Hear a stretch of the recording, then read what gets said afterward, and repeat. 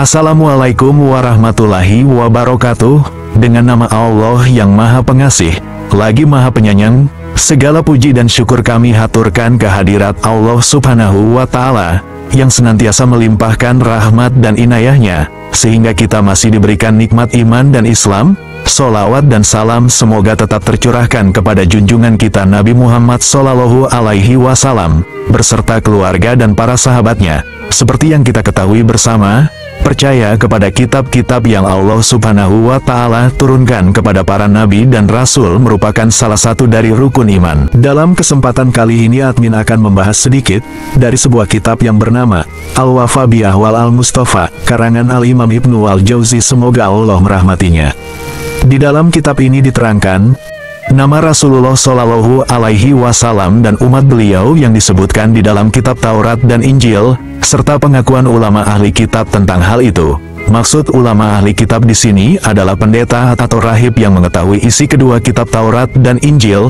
Allah Subhanahu wa Ta'ala berfirman, yaitu orang-orang yang mengikuti Rasul, Nabi yang umi yang namanya mereka dapati tertulis di dalam Taurat dan Injil yang ada di sisi mereka. Al-Quran, Surat Al-A'raf ayat 157. Dan Allah Subhanahu wa Ta'ala berfirman, saat Allah mengambil janji para nabi. Al-Quran, Surat Ali Imran ayat 81. Maka Sayyidina Ali bin Abi Thalib radhiyallahu anhum berkata, tentang penafsiran ayat tersebut, Allah Subhanahu wa Ta'ala tidak mengutus seorang rasul sejak mulai Nabi Adam dan seterusnya, kecuali dia menyuruh mereka berjanji jika Muhammad diutus dan mereka masih hidup, maka mereka wajib beriman kepada beliau, menolong beliau dan memerintahkan kaum mereka untuk berjanji pula seperti itu. Abdullah bin Salam berkata, sifat Rasulullah di dalam Taurat sebagai berikut, sesungguhnya kami mengutus kamu sebagai saksi, pembawa berita gembira dan pemberi peringatan, untuk menjaga agamaku. Engkau bukanlah orang yang berperangai jahat, tidak pula kasar, dan bukan orang yang suka berteriak di pasar, tidak membalas kejahatan dengan kejahatan. Akan tetapi engkau adalah seseorang yang pemaaf. Aku tidak akan mencabut nyawamu, hingga agama yang bengkok ini menjadi lurus. Akan kubuka dengan sebabmu telinga-telinga yang tuli, hati-hati yang lalai, mata-mata yang buta, agar mereka semua mengucapkan, La ilaha illallah. Hadis riwayat Al-Qurtubi dalam tafsirnya. Dari Ibnu Abbas, bahwasanya ia bertanya kepada Ka'ab, apa yang engkau ketahui tentang Rasulullah Shallallahu Alaihi Wasallam? Di dalam kitab Taurat, Ka'ab menjawab, kami mendapatkan bahwa beliau Rasulullah lahir di Mekah, tempat hijrah beliau adalah Taibah, Madinah, kekuasaan beliau ada di Syam. Ka'ab melanjutkan perkataannya, Allah berfirman dalam Taurat pada barisan pertama, Muhammad adalah hamba pilihanku, bukan orang yang berperangai jahat, bukan pula orang yang kasar, bukan pula orang yang suka berteriak di pasar, tidak membalas kejahatan dengan kejahatan, akan tetapi ia suka memaafkan.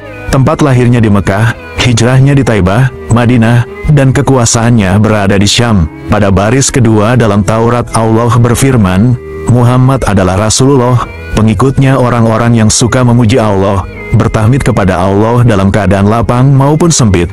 Mereka bertahmid pada setiap rumah, mengucapkan takbir pada setiap naik ke atas bukit. Mereka memperhatikan perputaran matahari. Mereka melakukan salat saat waktunya tiba, walaupun mereka berada di atas sampah. Mereka mengenakan sarung setengah badan mereka, membasuh anggota badan mereka dengan berwudu. Barisan mereka pada waktu peperangan seperti barisan mereka seperti pada waktu salat. Suara mereka terdengar di langit, bagaikan suara lebah. Abu Hurairah radhiyallahu anhu berkata, Rasulullah Shallallahu Alaihi Wasallam bersabda, sesungguhnya Nabi Musa alaihi salam ketika menerima Taurat, ia membacanya dan mendapatkan di dalamnya bahwa Allah menyebutkan umat ini. Nabi Musa berkata, ya Tuhanku, aku mendapatkan di dalam lembaran Taurat ada suatu umat yang akan datang terakhir. Tetapi mereka umat yang pertama masuk surga, dan pula diberikan syafaat, jadikanlah itu sebagai umatku.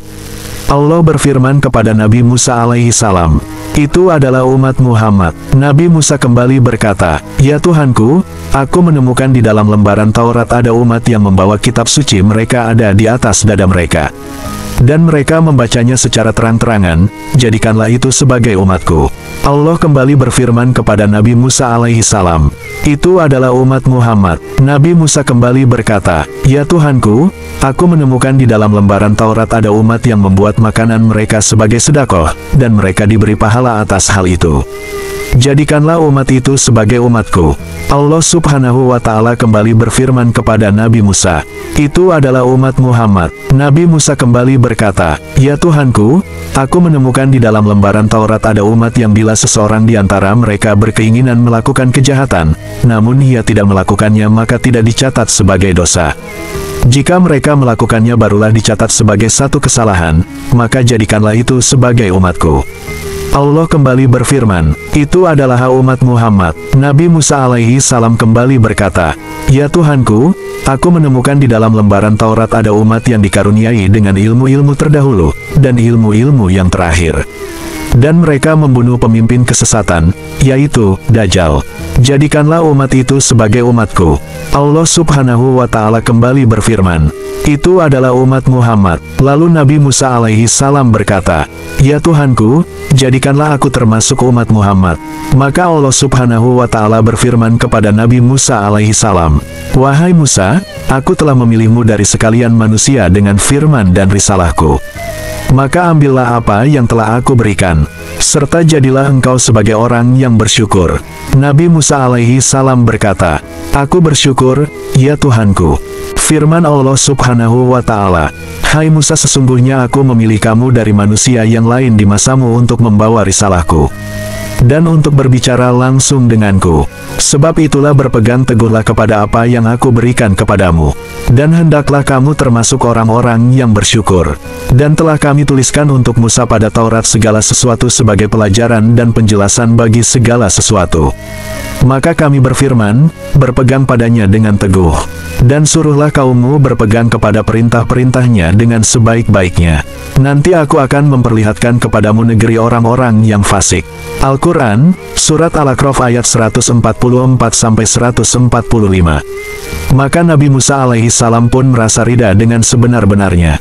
Al-Mughirah berkata, "Aku pernah tinggal di Iskandaria, tidak kulewati satu gereja pun kecuali aku masuk ke dalamnya, dan bertanya dengan para uskupnya, baik itu dari bangsa Kipti maupun bangsa Romawi. Lalu aku bertemu dengan uskup dari bangsa Kipti yaitu ketua gereja Abianus. Dan aku pun berkata, beritahulah kepadaku, apa masih ada seorang nabi lagi?" Ia menjawab, "Ya, dia itu nabi yang terakhir. Tidak terdapat satu nabi pun antara ia dan Isa putra Maryam. Ia adalah nabi yang diperintahkan oleh Nabi Isa untuk mengikutinya. Ia adalah nabi yang buta huruf, dan berbangsa Arab. Namanya adalah Ahmad. Ia tidak tinggi, tidak pula pendek. Pada kedua matanya terdapat warna merah. Ia tidak berkulit putih, tidak juga berkulit sawo matang.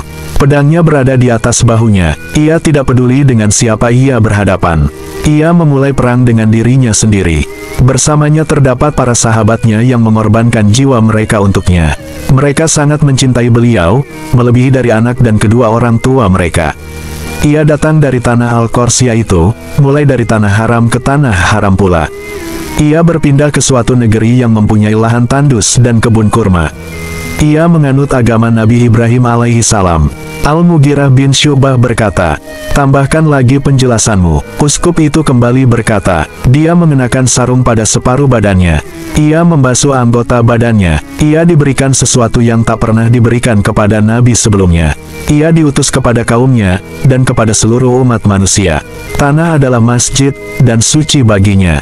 Di mana saja ia mendapatkan waktu salat ia bertayamum dan salat, sedangkan nabi sebelumnya tidak semudah itu.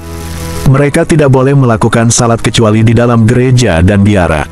Lalu Al-Mughirah bin Syu'bah menemui Rasulullah Shallallahu Alaihi Wasallam dan masuk Islam serta memberitahukan beliau tentang perihal pertemuannya dengan uskup tersebut. Beliau Al-Mughirah menceritakannya kepada para sahabat tentang demikian itu sampai 2 atau 3 hari tanpa putus. Diriwayatkan bahwasannya Warakah bin Naufal dan Zaid bin Said pergi mencari ajaran agama. Admin flashback ke belakang, kisah Warakah bin Naufal ini bisa sahabat temui pada video admin tentang biografi Nabi Muhammad Shallallahu Alaihi Wasallam.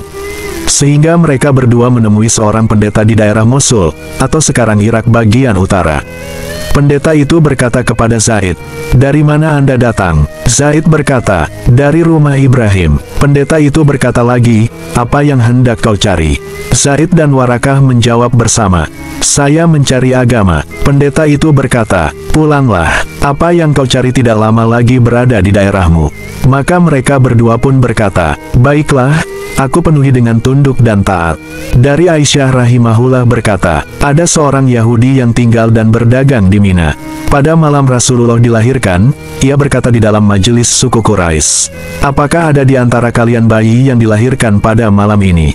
Mereka suku Quraisy menjawab, "Kami tidak tahu." Yahudi itu berkata, "Lihatlah wahai pembesar suku Quraisy, carilah apa yang aku katakan ini. Pada malam ini, telah dilahirkan Nabi bagi umat ini, yaitu Ahmad. Di antara dua pundaknya terdapat tahi lalat yang berbulu." Maka, suku Quraisy bangkit dari majelis, dan merasa heran dengan apa yang dikatakannya. Mereka pulang ke rumah-rumah mereka, dan menceritakan demikian itu pada keluarga mereka. Di antara mereka ada yang berkata, "Telah dilahirkan pada malam ini anak dari Abdullah bin Abdul Muthalib, dan diberi nama dengan Muhammad." Mereka mendatangi orang Yahudi tadi ke rumahnya, dan berkata, "Kami telah mengetahui, bahwa telah lahir seorang bayi dari kalangan kami." Yahudi itu berkata, "Apakah setelah pemberitahuanku atau sebelumnya?" Mereka suku Quraisy berkata, "Sebelum itu, dan namanya adalah Ahmad." Yahudi itu berkata, "Bawa aku ke sana." Mereka berangkat bersamanya dan mendatangi Aminah, dan Aminah mengeluarkan bayi itu kepada mereka. Yahudi itu melihat tahi lalat di pundak bayi itu, ia pun pingsan dan siuman kembali. Mereka bertanya kepada Yahudi itu, "Ada apa denganmu?" Ia berkata, "Kenabian telah hilang dari Bani Israel. Alkitab telah pergi dari tangan mereka. Tertulis bahwa ia akan memerangi mereka, dan akan membinasakan para pendeta mereka. Dan bangsa Arab akan menjadi unggul dengan kenabiannya. Apakah kalian akan bergembira dengan ini, wahai pemuka Quraisy? Demi Allah, mereka akan mencambuk kalian dengan sebenar-benarnya. Berita ini akan nampak dari timur hingga barat." Dari Salman Al-Farisi radhiyallahu anhu berkata, bahwasannya ia pernah berjumpa beberapa rahib dalam mencari agama, sehingga ia bertemu dengan rahib yang paling terakhir yang berkata kepadanya, "Wahai anakku, demi Allah apa yang aku ketahui telah menjadi seperti apa yang dahulu kami alami. Seperti seseorang di antara manusia yang berada di tempat yang akan kau datangi. Hampir tiba waktu kedatangan seorang nabi yang diutus dengan membawa agama Nabi Ibrahim. Ia datang dari daerah Arab. Tempat hijrahnya adalah daerah antara dua tempat yang tak berpasir, yang di tengah-tengahnya terdapat pohon kurma. Ia memiliki tanda-tanda yang tidak diragukan lagi. Ia menerima hadiah, dan tidak menerima sedekah. Di antara kedua pundaknya terdapat tanda kenabian." Dari Sahal Maula Usaimah, bahwasannya dirinya adalah dahulu seorang Yahudi, dan berada dalam asuhan ayah dan pamannya. Ia membaca kitab Injil dan mengatakan, "Aku pernah mengambil mushaf pamanku dan membacanya, sehingga aku sampai pada suatu lembaran kertas yang tidak terlalu tebal. Kertas itu menempel, aku membukanya dan mendapatkan di dalamnya tentang sifat Nabi sebagai berikut. Bahwasannya beliau Rasulullah tidak pendek, tidak pula tinggi. Ia berkulit putih. Di antara kedua pundaknya terdapat tanda kenabian. Ia sering memakai sorban, dan tidak menerima sedekah. Ia mengendarai keledai dan onta, serta memerah susu. Ia memakai pakaian yang ditambal. Ia adalah keturunan Nabi Ismail, dan namanya Ahmad." Dan Sahal berkata, "Pamanku datang, dan melihat kertas itu lalu memukulku dan berkata, 'Apa yang kau lakukan dengan kertas ini?' Aku berkata, 'Di dalamnya terdapat sifat Nabi Muhammad.' Pamannya lalu berkata, 'Sesungguhnya ia belumlah datang.'" Itulah kisah dari beberapa ahli kitab dari Taurat ataupun Injil. Ada yang mempercayai dan mengimaninya, dan juga banyak yang mengingkari dan tidak mempercayainya. Semoga kita bisa mengambil hikmah dan pelajarannya. Wassalamualaikum warahmatullahi wabarakatuh.